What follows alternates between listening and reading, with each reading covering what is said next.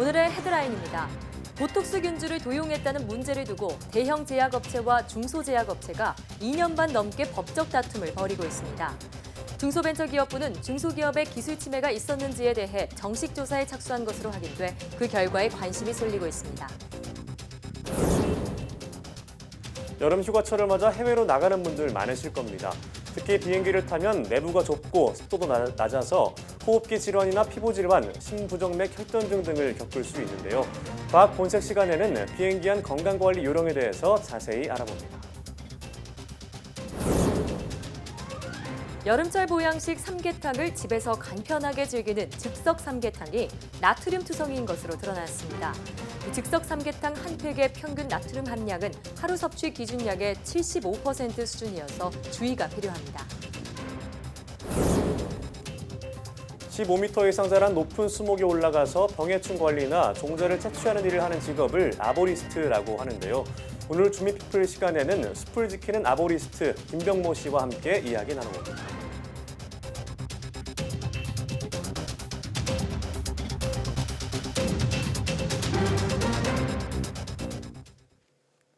여러분 안녕하십니까? 사이언스 투데이입니다.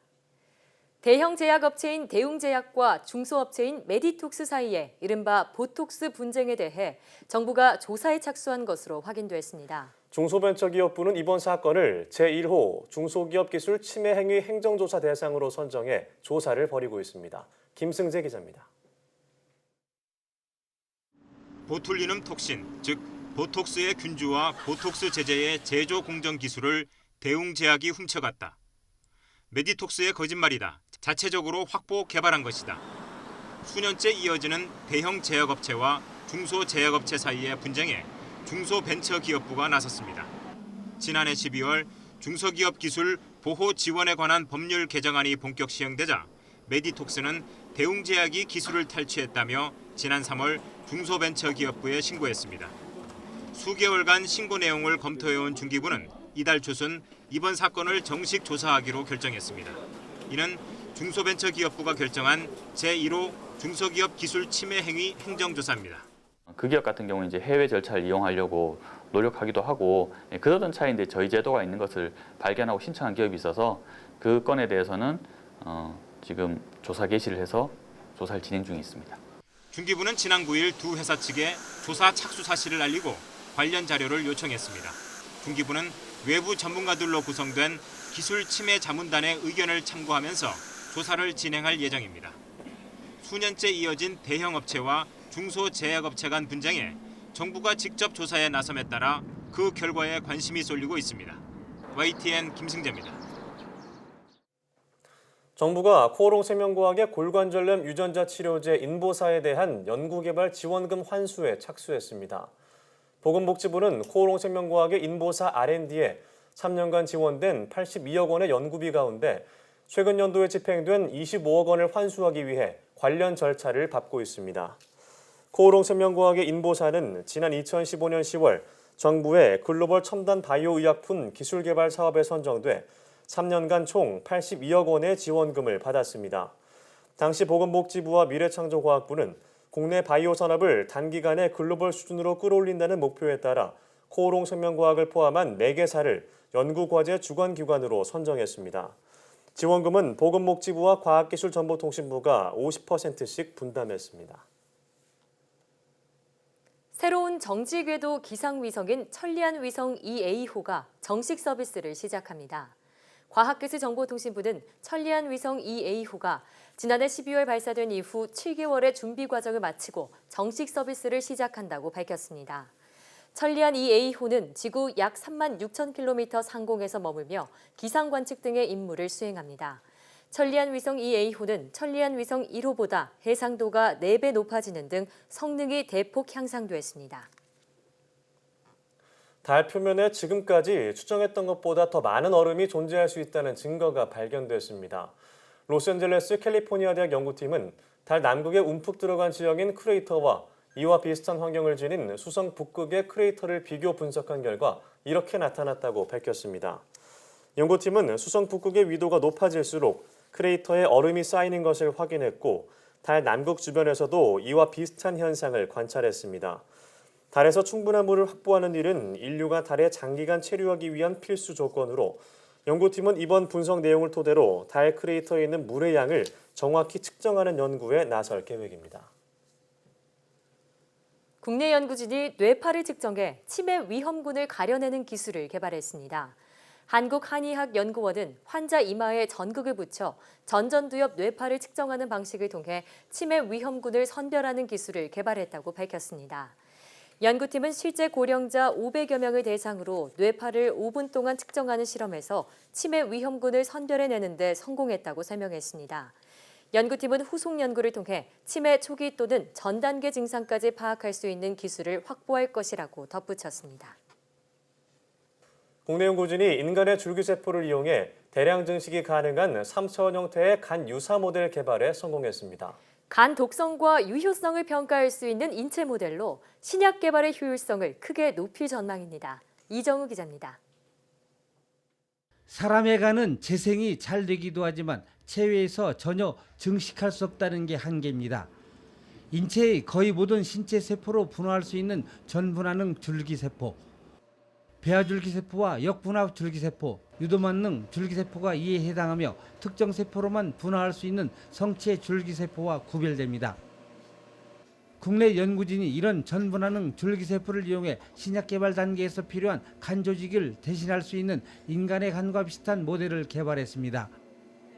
3차원 오가노이드 배양 기술을 이용하여 인간 전분화능 줄기세포를 통해 인체 모사 간 조직을 개발하였습니다. 연구팀은 인간 전분화능 줄기세포를 이용해 인체 조직과 유사한 3차원 형태의 간 모델을 만드는 데 성공했습니다. 특정 세포만 얻을 수 있고 체외에서 증식되지 않던 기존의 간 유사체의 단점을 해결한 겁니다. 3차원 형태의 인간의 간 유사 모델은 체외에서 대량 증식이 가능해 향후 신약 개발에 큰 도움을 줄 것으로 보입니다.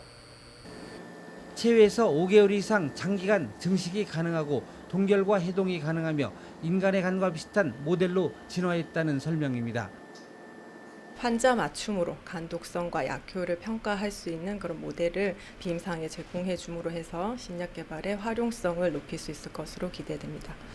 신약 개발을 앞당길 수 있는 이번 연구 성과는 생물학 분야 세계적 저널 헤파톨로지 온라인판에 실렸습니다. YTN 이정호입니다. 청소년들의 톡톡 튀는 아이디어를 엿보고 다양한 발명을 체험할 수 있는 2019 청소년 발명 페스티벌이 경기도 고양시 킨텍스에서 열렸습니다. 오는 27일까지 이어지는 이번 행사에서는 학생들의 우수한 발명품 170여 점을 전시하는 대한민국 학생 발명 전시회와 전국 초중고생 100팀이 아이디어로 겨루는 학생 창의력 챔피언 대회 본선이 진행됩니다. 또 올해 처음으로 발명 교육의 기회가 없는 벽지와 낙도 청소년들이 참여해 아이디어와 창의력을 키우는 발명 썸머 캠프도 열립니다. 이 밖에도 과학탐험가의 특별 강연과 함께 직접 발명 과정을 경험해보고 신기술을 체험해볼 수 있는 다양한 행사가 마련됩니다. 그럼 여기서 박원주 특허청장의 말 직접 들어보시겠습니다. 대한민국의 미래를 책임질 사람들은 바로 우리 청소년들입니다.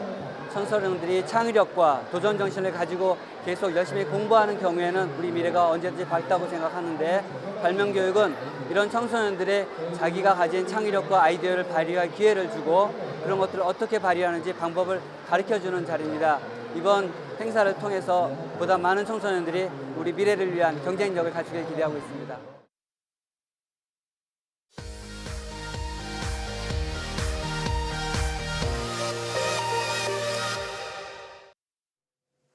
화제 뉴스를 골라 과학 기자의 시선으로 분석하는 과학 본색 시간입니다. 네, 오늘은 이동은 기자와 함께하겠습니다. 어서 오세요. 안녕하세요. 네, 안녕하세요. 네, 오늘 준비한 첫 소식 어떤 건가요? 네, 요즘 뭐 휴가들 많이 가시잖아요. 그쵸. 뭐 본격적인 여름 휴가철이기도 하고 뭐 벌써 날씨가 더우니까 여행들 많이 가시더라고요. 네. 오세영 앵커 이번에 여름 휴가 다녀오셨잖아요. 다녀오셨잖아요. 네, 휴가는 참 빨리 지나가는 것 같습니다. 네. 저는 뭐 어디 네. 멀리 안 갔고요. 집에서 보통 쉬었는데 속초 갔다 왔어요. 속초요, 국내로요. 네. 전 다음 달에 해외로 떠날 계획입니다. 아, 네, 부럽습니다. 저는 너무 일찌감치 휴가를 갔다 다녀오셨죠? 오셨죠? 네. 낙이 없습니다. 네, 요즘 뭐 이렇게 오세영 앵커처럼 뭐 국내로도 여행 가는 거 참 좋지만 예. 해외로 나가는 분들 정말 많잖아요. 그죠. 네, 저도 뭐 해마다 휴가에는 최대한 해외 여행을 가려고 하는 편인데 네.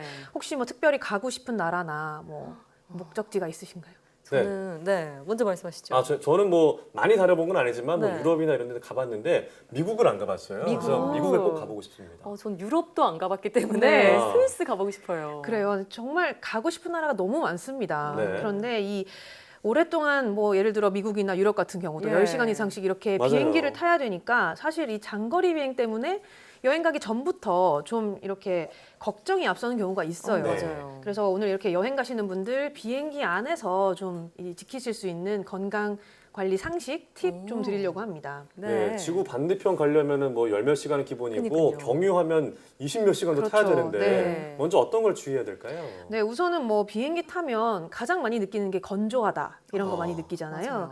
보통 이 비행기 내부 습도가 한 5에서 15% 정도 낮습니다. 네. 그만큼 이 호흡기에 아주 큰 영향을 주게 되는데 코와 후두의 점막이 건조해지면서 이 세균이 침투하기가 쉽고요. 또 이 밀폐된 공간이다 보니까 전염성이 높아져서 감기나 호흡기 질환에 걸릴 위험성이 커집니다. 예. 또 이 비행 중에 혈중 산소 농도의 지표가 되는 이 산소 분압이라는 것이 대기 중보다 3분의 1 이상 낮아지게 되는데 네.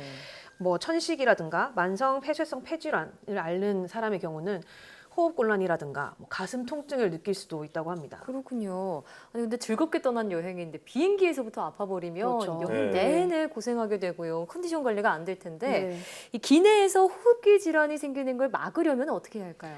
우선은 뭐 비행기 안에서 물이나 주스를 자주 마시면서 예. 수분을 아주 충분히 섭취해주는 게 좋습니다. 그리고 청결을 유지하는 게 중요한데 뭐 비행기 타기 전후에 수시로 이렇게 손을 씻어주시고 예. 또 이 습도 유지를 위해서 마스크를 쓰고 계시는 것도 도움이 된다고 마스크 합니다. 쓰는 게. 네. 네, 또 이 앞서 말씀드린 뭐 천식이라든가 만성 폐쇄성 폐질환 환자의 경우는 비행기를 탈 때 이 휴대용 산소 발생기를 미리 준비하면 좋은데요. 네.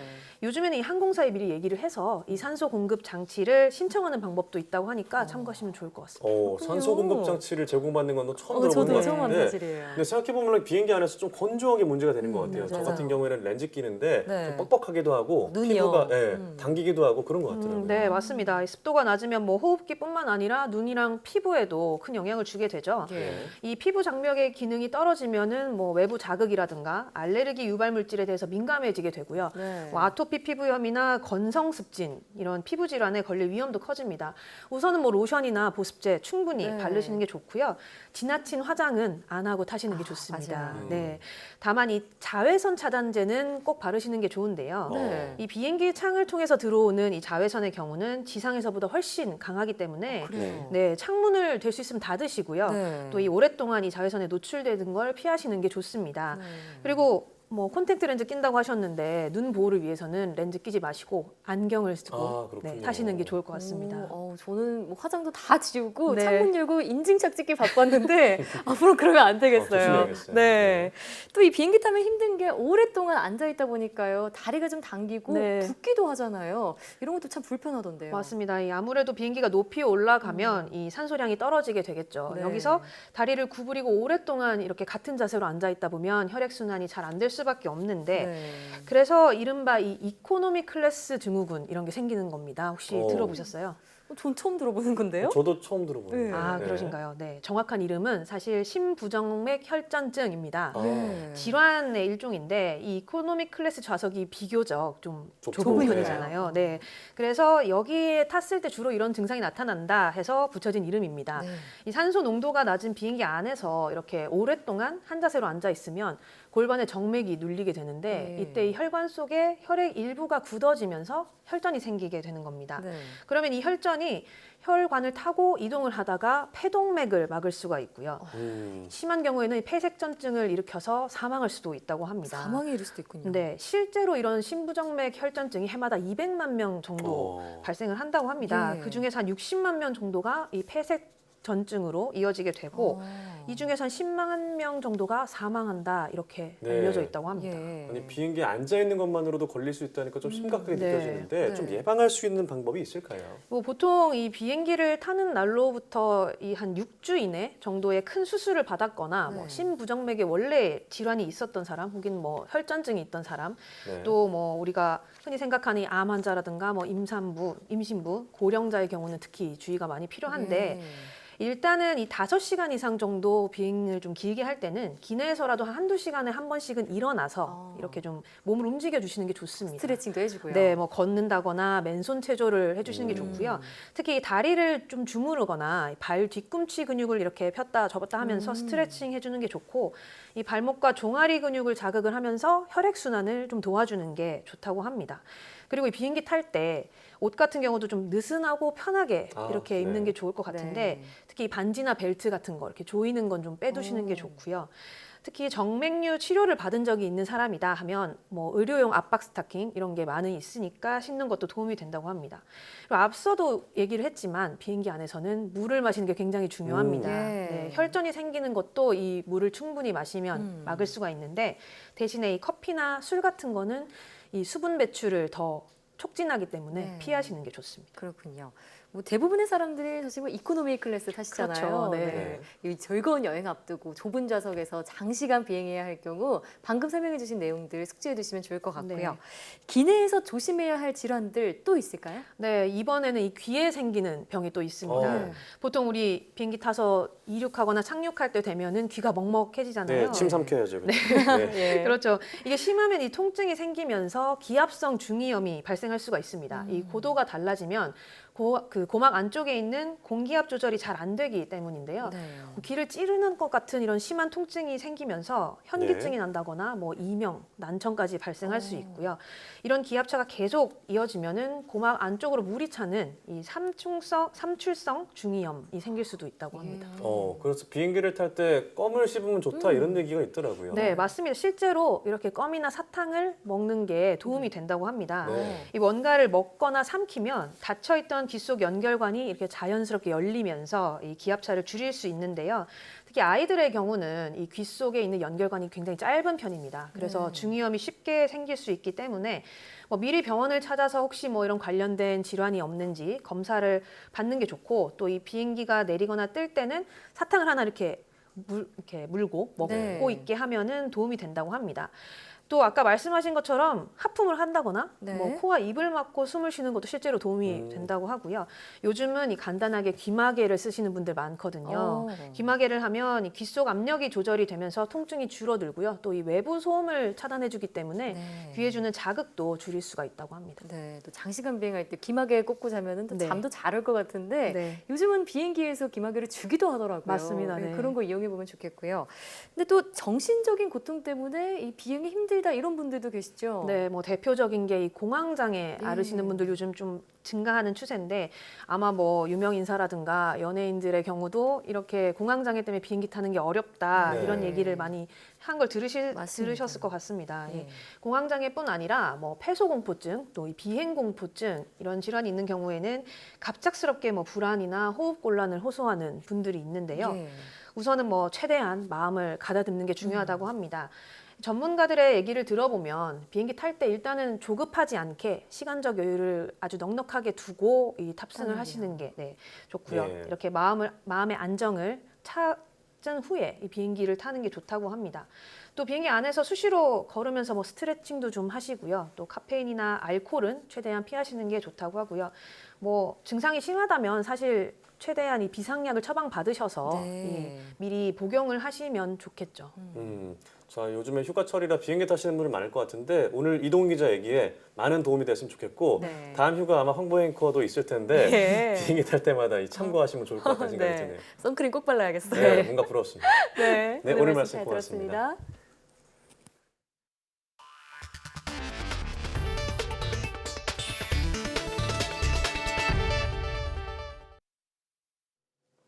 과학기술정보통신부가 세종으로 이전을 시작했습니다. 과기정통부는 다음 달 10일까지 3차례에 걸쳐 정부 과천청사를 떠나 세종 파이낸스 센터로 이전하는 작업에 들어간다고 밝혔습니다. 우선 27일까지는 1차관실과 과학기술혁신본부의 실국이, 다음 달 1일부터 3일까지는 2차관실 실국이 이전하고 8월 8일부터 10일까지는 기획조정실과 감사관실, 대변인실 등이 내려갈 예정입니다. 과기정통부는 세종 파이낸스 센터 건물을 2년 동안 사용한 뒤 2021년 말 정부 세종청사의 건물이 완공되면 또다시 새 청사로 이전할 계획입니다. 그럼 여기서 과학기술정보통신부 청사이전 담당자의 말을 직접 들어보시겠습니다.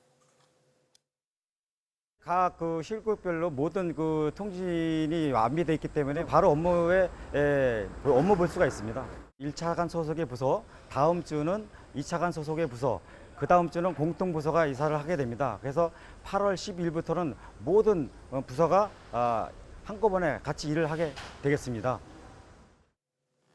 가정 간편식이 대중화되면서 여름에 보양식으로 즐겨 찾는 삼계탕을 집에서 간편하게 즐기는 분들이 늘고 있는데요. 네, 그런데 이 즉석 삼계탕 한 팩에 들어있는 나트륨이 일일 섭취량의 4분의 3이나 되는 것으로 조사돼 주의가 필요해 보입니다. 보도에 신윤정 기자입니다.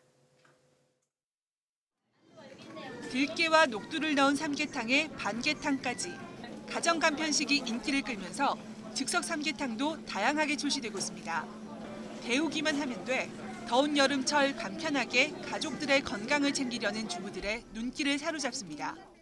냄새도 안 나고 담백하고 깔끔하고 그래서 이거 괜찮다 이래서 굳이 앞으로 뭐 집에서 할 필요 없겠다 더운데 이거 사가지고 해야 되겠다 그런 생각했어요. 삼계탕은 보통 외식으로 많이 먹는데 요즘 가격이 많이 올라서요. 일단 이런 제품이 나와서 제가 가격을 먼저 봤고요. 그다음에 내용물이 어떨지 저렇게 알차게 들어있을지. 그러나 즉석 삼계탕에 포함된 나트륨이 다소 많아 섭취할 때 주의가 필요하다는 지적이 나왔습니다. 한국소비자원이 소비자 선호도가 높은 14개 제품을 조사한 결과 평균 나트륨 함량이 1일 섭취 기준량의 75% 수준이었습니다. 나트륨 함량이 가장 높은 제품은 한 팩을 먹으면 하루 나트륨 섭취량에 육박하기도 했습니다. 완전 조리 식품으로 소금을 덜어낼 수 없는 만큼 조미료를 추가로 넣지 말고 살코기도 소금에 찍지 말고 먹어야지 그나마 나트륨을 덜 섭취할 수 있습니다. 국물까지 섭취하는 경우가 많고 저희 조사 결과 14개 제품 중에서 11개 제품이 국물보다 건더기의 나트륨 함량이 높은 것으로 나타났습니다. 따라서 제조업체에서는 나트륨 저감화에 대한 노력이 필요하고요. 평균 열량은 734kcal로 1일 섭취량의 37%, 지방은 61% 수준이었고 저탄수화물 고단백질로 단백질 함량이 특히 높았습니다. 닭고기 양은 290g에서 430g으로 차이가 났고 대추와 밤, 은행 등 제품마다 내용물 구성도 달랐습니다. 소비자원은 홈페이지에 공개된 이번 실험 결과를 참고해 나트륨 함량이 적고 기호에 맞는 내용물로 구성된 제품을 선택하라고 조언했습니다. YTN 신윤정입니다. 농림축산식품부는 아프리카 돼지열병을 막기 위해 돼지에게 남은 음식물, 즉 잔반을 먹이는 행위를 전면 금지한다고 밝혔습니다. 또 이를 위반할 경우 1,000만 원 이하의 과태료를 부과한다고 덧붙였습니다. 농식품부는 잔반은 아프리카 돼지열병이 발병할 경우 가장 강력한 전파 매개체 역할을 해 순식간에 농장 전체로 확산시키기 때문에 이 같은 조치를 취했다고 설명했습니다. 대신 잔반 급여 농가가 배합 사료로 급여를 전환할 경우 사료 구매 자금과 축산시설 개보수 자금을 연리 1에서 2%의 저리로 융자 지원할 계획입니다. 전자상거래 등 온라인 미디어를 이용하는 사람 가운데 프라이버시 침해를 우려하는 비율이 그렇지 않은 집단에 비해 더 높은 것으로 나타났습니다. 정보통신정책연구원의 자료를 보면 전자상거래와 클라우드 서비스, SNS 등을 이용하는 사람 가운데 프라이버시 침해가 걱정스럽다고 답한 비율은 온라인 미디어를 사용하지 않는 사람에 비해 1.6배 더 높은 것으로 집계됐습니다. 이런 현상은 특히 55살 이상에서 1.9배 더 높았습니다.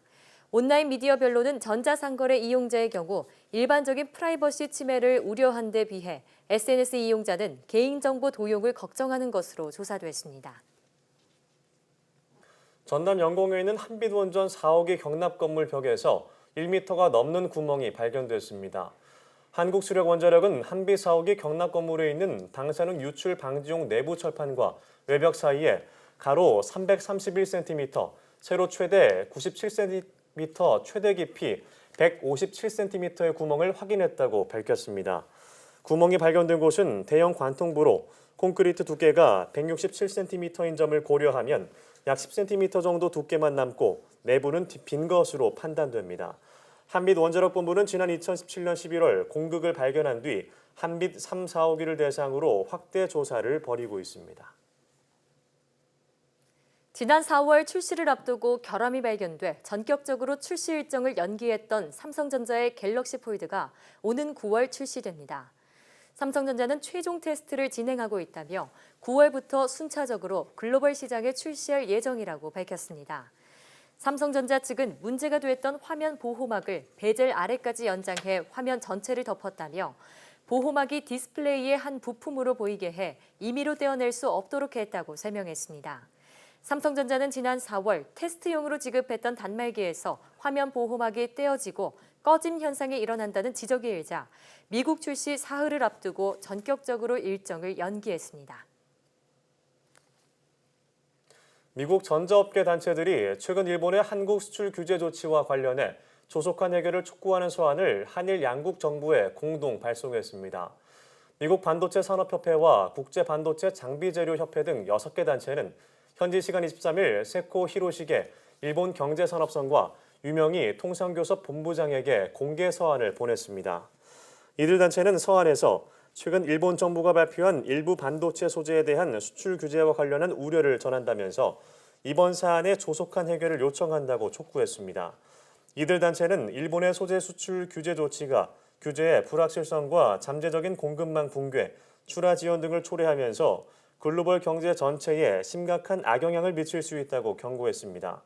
특히 불투명하고 일방적인 수출 규제 정책의 변화는 공급망 붕괴와 출하 지연 등으로 이어질 수 있고 이는 궁극적으로 장기적인 악영향을 초래할 것이라고 강조했습니다.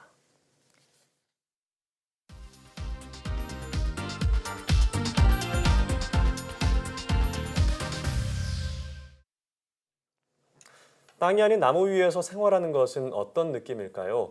우리가 살아가는 자연을 보호하기 위해서 밧줄 하나에만 몸을 맡기고 살아가는 사람들이 있는데요. 네, 오늘 주민피플에서는 아보리스트 김병무 씨와 함께 얘기 나눠보겠습니다. 어서 오세요. 네, 반갑습니다. 반갑습니다. 네. 자, 선생님께서는 아보리스트로 활동 중이다라고 방금 소개를 드렸는데 네네. 사실 뭐 익숙한 분들도 계시겠지만 제게는 좀 생소한 직업이거든요. 어떤 일을 하시는지 소개 좀 부탁드려요. 네. 아보리스트는 그 교목을 안전하게 잘 관리하려면 크레인이나 사다리를 타지 않고 예. 사람이 직접 나무에 올라가서 해야 되는데 네. 그런 일들을 하는 사람들을 아보리스트라 그러고 그 사람들이 하는 일들은 유연목을 관리한다던가 아니면은 가지치기를 한다던가 예. 병해충목을 또 특별히 관리한다던가 종지자 채취를 한다던가 네. 이런 일들을 하는 사람들을 아보리스트라고 하고 있죠. 네. 옛날에는 그 수목 관리하면은 상처 치료나 예. 동공 충전 등을 하는 게 주 임무였는데 지금은 이제 그 영역이 토양 관리, 수목의 진단과 처치, 뭐 전정, 작업 안전, 뭐 유해목 관리 이런 것들을 아주 상당히 넓은 방면으로 확대가 되었습니다. 그렇군요. 나무에 관한 전반적인 모든 것을 관리한다고 보면 되겠군요. 네. 자, 근데 이제 과거와 달리 현재 우리나라의 어떤 수풀림이 굉장히 3분의 2 이상을 차지할 정도로 많아졌다고 들었는데요. 자, 이렇게 수목 관리의 중요성과 필요성에 대해서 말씀해 주시면 좋을 것 같은데요. 네, 우리 국토 면적의 65%가 산입니다. 예. 산림학자들은 조선 후기부터 일제강점기 지나고 6.25 지나면서 산림이 급격히 황폐화돼서 아주 말도 못할 정도로 황폐가 됐었는데 예. 그 후에 70년대부터 시작된 산림 녹화 사업을 대성공을 이루었는데요. 네. 하지만 직접 산에 들어가 보면 건강하거나 안전한 숲은 결코 아닙니다. 그냥 녹화된 숲이죠. 자, 이 아보리스트, 이 묘목 관리뿐만이 아니라 이 또 산림 자원을 가꾼다 이런 생각이 드는데요. 이 산림 자원을 가꾸는 분들 중에서는요, 산림 기술사도 있고요, 나무 의사도 있지 않습니까? 아보리스트 이 두 분과의 차이는 어떻게 될까요? 산림 기술사는 그 새로운 뭐 산림 기술의 개발, 그다음에 보급, 또 산림의 경제적인 가치, 문화 뭐 이런 것들을 좀 큰 틀에서 산을 생각하는 사람들이라면 네. 나무위사는 개별 수목, 예. 개별 수목을 보는 사람들이고요. 아보리스트들은 그 둘의 교집합인 산림이 아닌 숲과 개별 수목을 관리하는 사람이라고 할 수 있습니다. 네. 선진국에서는 그 큰 숲을 전체 일정 면적을 전체에 베어낼 때를 이제 삭불이라고 하는데 예. 이런 거를 할 경우에도 아보리트가 투입이 됩니다. 그러니까 산림대의 숲 절개지에 베어질 나무가 그 남아있는 나무를 다치게 하는 것을 방지하기 위해서 네. 아보리스트들의 그 정밀 벌채 기술이 이때 꼭 필요하거든요. 사실 좀 생소한 직업이잖아요. 어떻게 알게 되셨고 도전하시게 된 계기가 어떻게 되는지 궁금한데요. 사실 전 이 아보리트 하기 전에 네. 그 네. CF 감독을 했었거든요. CF 감독을 하셨어요? 네. 그래서 미국 출장을 갔다가 네. 그 2000년도에 미국 출장 갔었는데 사우스캐롤라이나에서 그 아보리트들이 나무 위에서 이제 작업하는 거를 봤죠. 예, 보고 하도 신기해서 가서 좀 배울 수 있겠느냐 그랬더니 안 된다 그러더라고요. 위험하니까요. 네. 그래서 이제 저도 산을 좀 오래 다녔고 이런 노프 테크닉을 알고 있다고 얘기를 하고 또 보여줬더니만 가르쳐 주더라고요. 네. 그래서 한 일주일 정도 배우고 왔는데 저희는 굉장히 큰 충격이었죠. 그런데 사실 이렇게 뭐 로프를 이용해서 높은 나무에까지 올라가야 되니까 무서운 순간들도 있으셨지 않을까 싶은데 그런 순간 맞아요. 없으셨어요? 그런 일은 없었어요. 그러셨어요. 다행히. 다행이네요. 네. 그런 좀 아찔했던 순간은 없었다니 정말 다행인데 그만큼 진짜 고도로 정말 작업을 정신을 집중해서 해야 한다 이런 생각이 들기도 하네요. 네, 작업도 복잡한 작업이 굉장히 많을 것 같아요. 네, 사실 그 암벽 등반이나 뭐 빙벽 등반 이런 거 할 때는 그 손발을 이용해서 올라가고 그다음에 로프는 안전을 위해서만 사용할 뿐인데 아보리트들은 이 나무 위에서 로프를 이용해서 작업하다 보면 내 로프의 상태라든가 나무의 그 무게라든가 또 응력 이런 것들을 다 복합적으로 알아야 되기 때문에 굉장히 복잡한 테크닉을 가지고 있어요. 아무래도 국내에 아보리스트라는 직업이 좀 생소하기도 하고 그런데 최근 들어 이 아보리스트를 유망 직종으로 꼽는 분들도 늘어나고 있다고 하는데 이분들을 위한 한 말씀이라도 해주시면 좋을 것 같아요.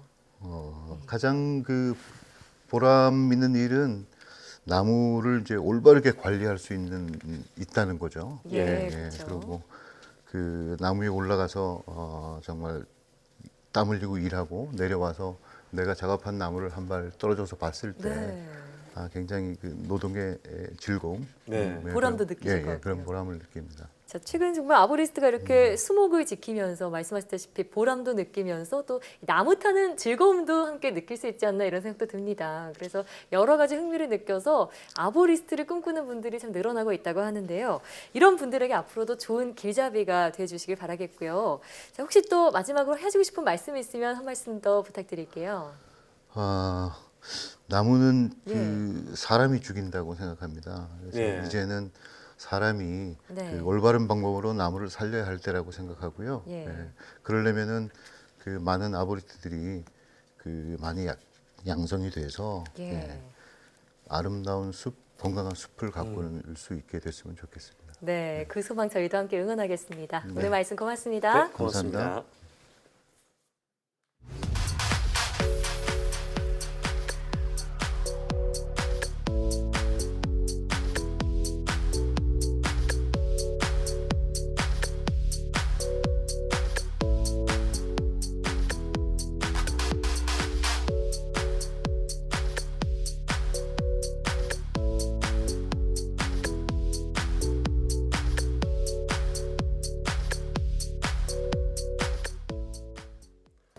해외에서는 이미 유명한 대회인 트리 클라이밍 대회가 우리나라에서 작년 10월에 처음으로 열렸습니다. 네, 경기는 나무에 빠르게 오르는 속도 등반과 그 위에서 주어진 작업을 하는 작업 등반으로 나눠서 최단 시간을 기록한 순으로 순위를 정한다는데요. 네, 아직은 덜 알려져 있지만 앞으로 이 같은 행사를 통해서 수목관리 전문기술 인력들이 더 많이 양성되는 계기가 되길 바라겠습니다. 네, 사이언스 투데이 오늘 저희가 준비한 소식은 여기까지입니다. 함께해 주신 여러분 고맙습니다.